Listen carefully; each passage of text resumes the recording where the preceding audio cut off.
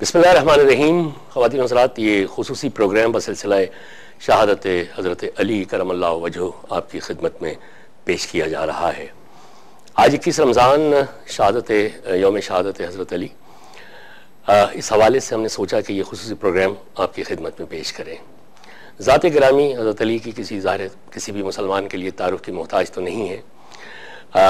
چوتھے خلیفہ امام المتقین بھی کہلاتے ہیں، اور اس کے علاوہ جو قرابت داری رسول ہے وہ غالباً سب سے زیادہ قریب ہے. داماد رسول بھی تھے، چچا زاد بھائی بھی تھے، اور جتنا بھی اکتساب کیا وہ حضور کریم صلی اللہ علیہ وآلہ وسلم کی بابرکت ذات سے ہی کیا. پلے بڑے بھی انہی کے گھر میں.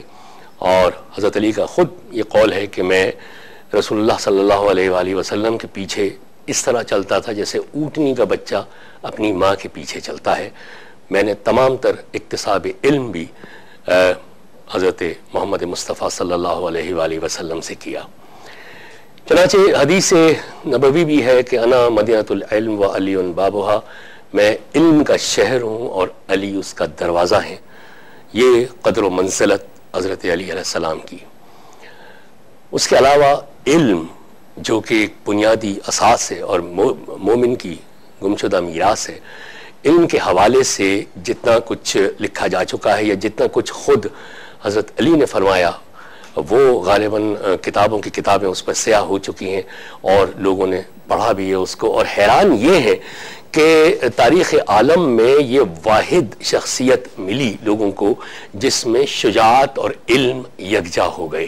عموماً کہا جاتا ہے کہ جہاں شجیع ہوتا ہے وہاں علم اتنا نہیں ہوتا، اور جہاں عالم ہوتا ہے اس میں شجاعت ذرا سے ایک عنصر کم ہوتا ہے.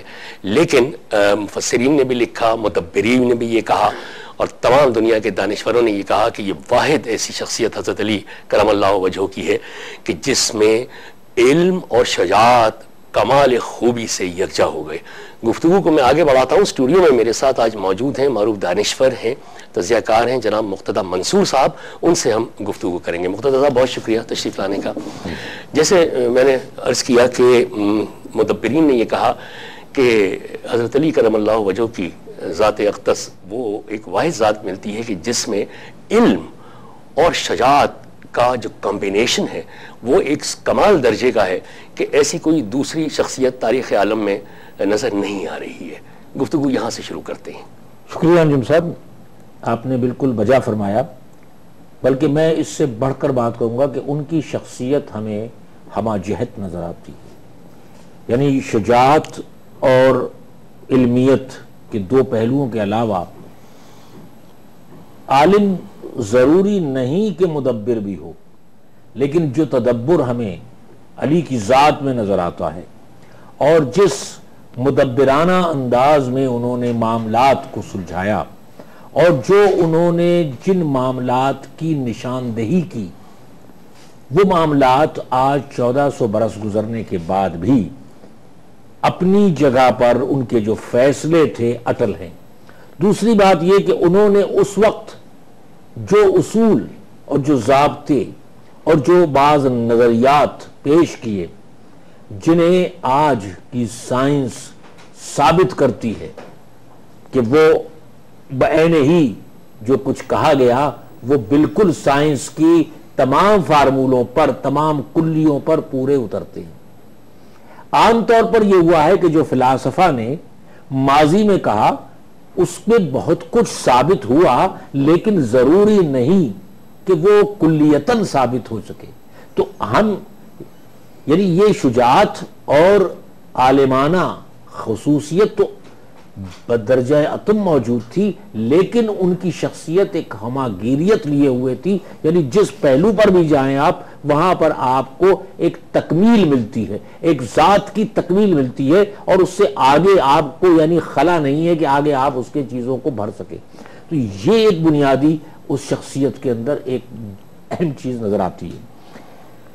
اب میں جو بنیادی بات جو میرے سمجھ میں آتی ہے اور جس چیزوں کو محسوس کرنے کی ضرورت ہے وہ یہ ہے کہ علی کے اقدامات کیا کیا تھے، اور ان اقدامات کو آج کے تناظر میں اگر ہم جانچیں اور دیکھنے کی کوشش کریں تو ہمیں اندازہ ہوگا کہ وہ معاملات کس انداز میں انہوں نے، کس دانشورانہ دور اندیشی کے انداز میں، کس فلسفیانہ فہم و فراست کے انداز میں، کس انہوں نے عقل و خرد کی بلند ترین منزل پر پہنچ کر ان معاملات کو حل کیا تھا، اور اس میں آج بھی کسی قسم کی نقص یا آپ خامی نکال نہیں سکتے۔ میں چھوٹی سی مثال آپ کے سامنے پیش کرنا چاہوں گا کہ انہوں نے اس وقت کہا کہ آپ قریبی خونی رشتہ داروں میں شادیاں مت کریں، بچے کن ذہن ہوں گے۔ اب یہ وہ زمانہ ہے، آپ ذہن میں رکھیے کہ جب طب کوئی اتنی خاص ترقی نہیں کر سکے، اور یہ وہ زمانہ بھی ہے جب قبائلی اثرات کے تحت لوگ خاندان کے اندر ہی شادی بیاہ کو ترجیح دیا کرتے تھے، گویا چچا زاد سے، گویا پھوپھی زاد سے، گویا مامو زاد سے، گویا خالہ زاد سے، یہ وہاں پر رسم تھا، اور نہ صرف وہاں رسم تھا بلکہ دیگر خطوں میں بھی یہی رسم و رواج تھا کہ خاندان کو توسیع دی جائے اور یہ کیا جائے۔ لہذا یہ علی کا جب فرمان آیا کہ قریبی عزیزوں میں مسلسل شادیاں مت کرو، بچے کنذین ہوں گے، تو کچھ لوگوں نے اس پر یقین نہیں کیا، کچھ لوگوں نے کہا کہ عجیب بات ہے جناب، ہم تو خاندانوں میں کرتے آئے ہیں شادی۔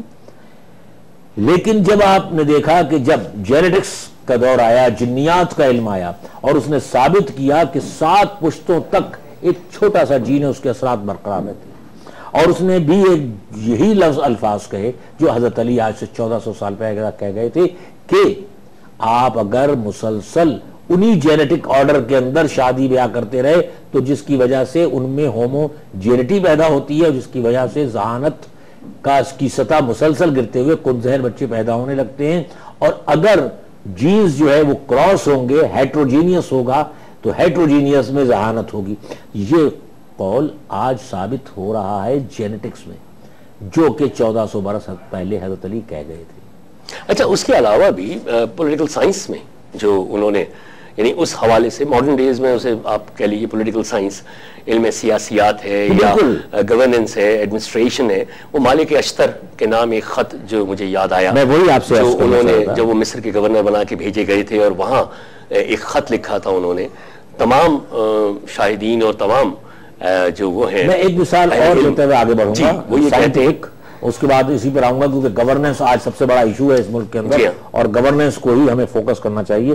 لیکن ایک مثال میں اور دینا چاہوں گا کہ انہی مالک اشتر کو جن کا آپ تذکرہ کر رہے ہیں، جن کو گورنر بنایا تھا مصر کے اندر، اور ان سے ہم اب حوالے سے بات کریں گے گورننس کے، لیکن اس سے قبل کہ جب وہ جانے لگے تو وہ مشکیزیں بھر جا رہے تھے، تو اس زمانے میں تو لوگ پیدل ہی چلا کرتے تھے، کوئی آج کی طرح سے گارڈز کی موٹر بائکس نہیں ہوا کرتی تھی، نہ وہ موبائل ہوا کرتی تھی۔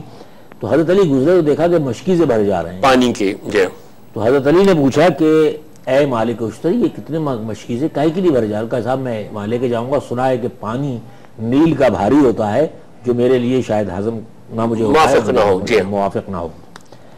تو حضرت علی نے فرمایا کہ تم ایک مشکیزہ لے جاؤ۔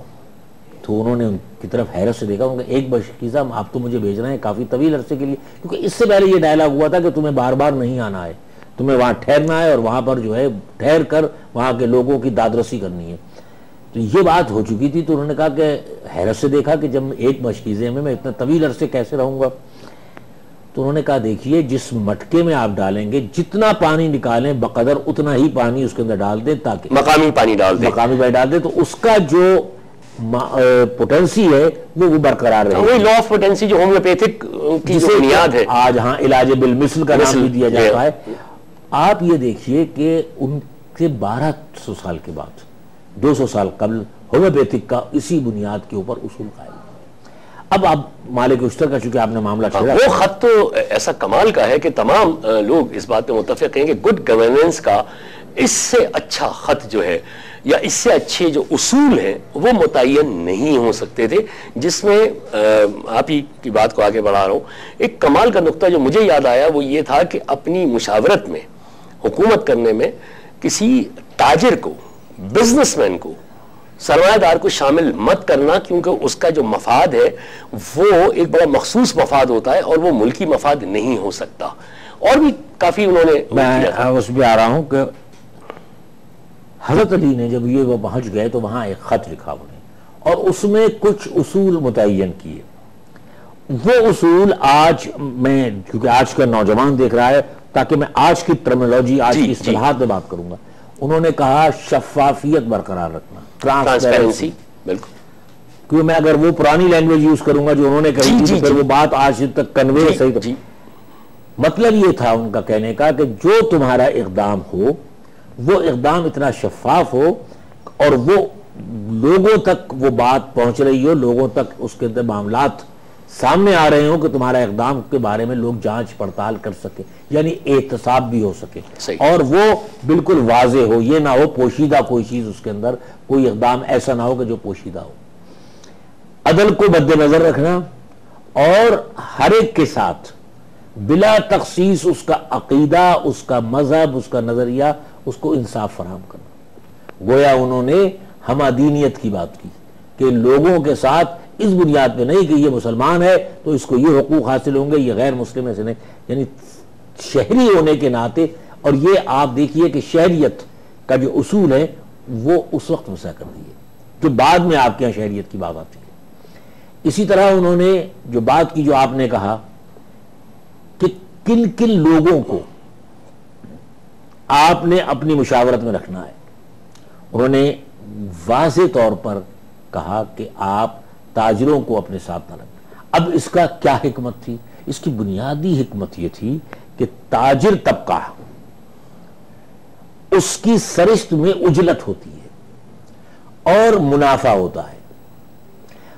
امور سلطنت, ریاست کے معاملات چلانے میں آپ کو عوام کے مفادات رکھنے ہوتے ہیں جس میں بعض اوقات طویل المدتی معاملات ہوتے ہیں, یعنی ذاتی مفادات اور ذاتی مفادات سے بالا تر ہونا ہے. دوسری بات یہ طویل المدتی معاملات ہیں, اس میں مشکلات بھی آنی ہیں, اس میں معاملات کو بہتری کی طرف بھی جانا ہے. لہذا ایک تاجر عام طور پر مشکلات سے گھبرا جاتا ہے اور وہ فوری طور پر, اور اس میں اس کا جو فوکس ہوتا ہے, اس کا جو مرتکز ہوتا ہے وہ اپنی ذات ہوتی ہے, ذاتی مفاد ہوتا ہے. لہذا ایسے لوگوں کو اس مشاورت میں مت رکھنا. گویا وہ دوسری جانب یہ کہنا چاہ رہے تھے کہ اپنی مشاورت میں صرف اہل دانش کو رکھنا, کیونکہ اہل دانش, حکماں, اطباء یہ وہ لوگ ہیں کہ جو اپنی ذات سے باہر نکل کر اور معاملات کو پبلک افیئر میں دیکھ رہے ہوتے ہیں. کیونکہ کوئی بھی حکیم یا اطباء جو ہے وہ طبیب, وہ کبھی بھی اپنی ذات میں نہیں دیکھ رہا ہوتا, وہ دیکھ رہا ہوتا ہے دوسرے کی ذات. یہ فرق ہے ایک تاجر میں اور ایک ہیومنسٹ کے اندر.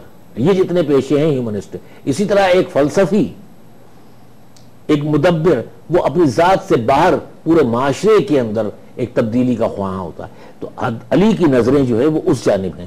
علی کی نظریں یہ ہیں کہ اگر آپ نے انڈیویجولزم پر آ گیا, میں وہ ٹرم استعمال کروں گا جو آج کا نوجوان سمجھ سکتا ہے, کہ اگر آپ انڈیویجولزم پر آ گئے, آج آپ ذات پرستی پر آ گئے, انفرادیت پر آ گئے, تو آپ حکومت نہیں چلا پائیں گے. اور آپ اس کا انجام آج دیکھ رہے ہیں کہ آج جو حکمرانی ہے اس حکمرانی میں وہ تمام چیزیں ہیں جو حضرت علی نے کہا تھا اس کے برعکس. یعنی ہر وہ نقطہ جو حضرت علی نے ایک اچھی حکمرانی کا بیان کیا تھا اس کے برعکس چل رہا ہے. اس میں تو کمال کا ان کا جو ایک جملہ تھا کہ کفر پر مبنی حکومت تو قائم رہ سکتی